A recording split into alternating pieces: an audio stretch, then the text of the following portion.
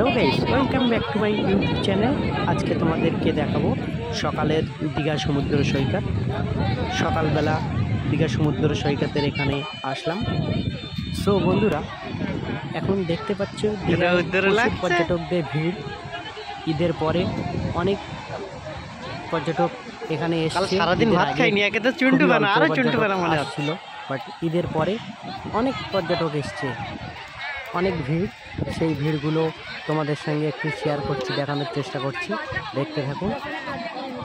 যত সময় যাচ্ছে, বেলা হচ্ছে, ততই পর্যটক সমুদ্রে নামতে শুরু করছে। খুবই সুন্দর লাগছে এই ভিউটা, ওই জন্য তোমাদের একটু দেখানোর চেষ্টা করলাম।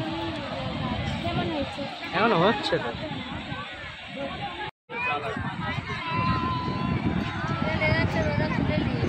দূরের দিকে জুম করো, সেই ভিড় এগুলো আসবে। আরে বেশি জুম করলে ছবি ফেটে যাবে।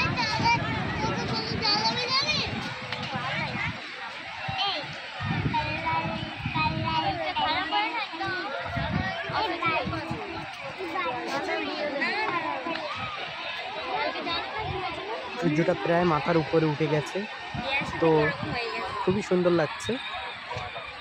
জলে সূর্যের কিরণ পড়ছে, ঝিকিমিকি করছে, খুবই সুন্দর লাগছে।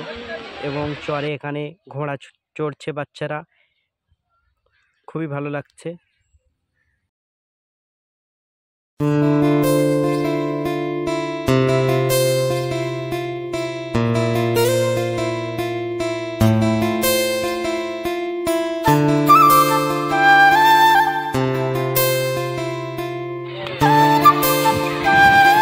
আমাদের সঙ্গে আমার এক ফ্রেন্ড গিয়েছিল, তার ছেলে ভিডিও করছে, খুবই সুন্দর লাগছে।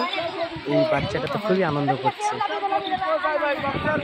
একবার ঘোড়ায় উঠেছে আর তো নামতেই চায় না, কত চেষ্টা করছে নামানোর।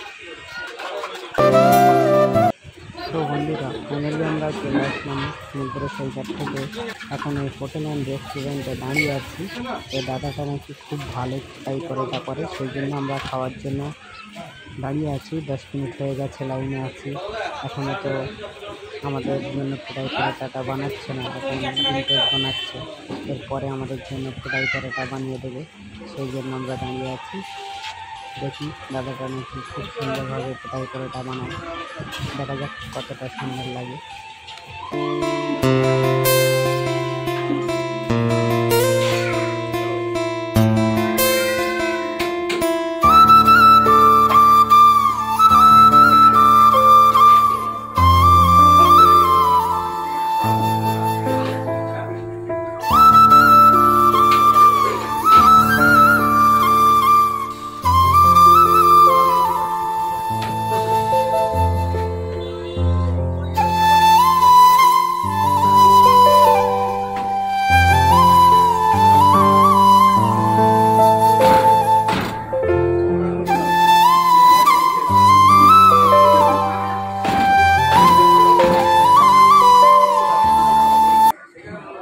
বন্ধুরা, দেখতে পাচ্ছেন দাদাটা ফ্রাই পরোটা কেমন করে ফোটাচ্ছে।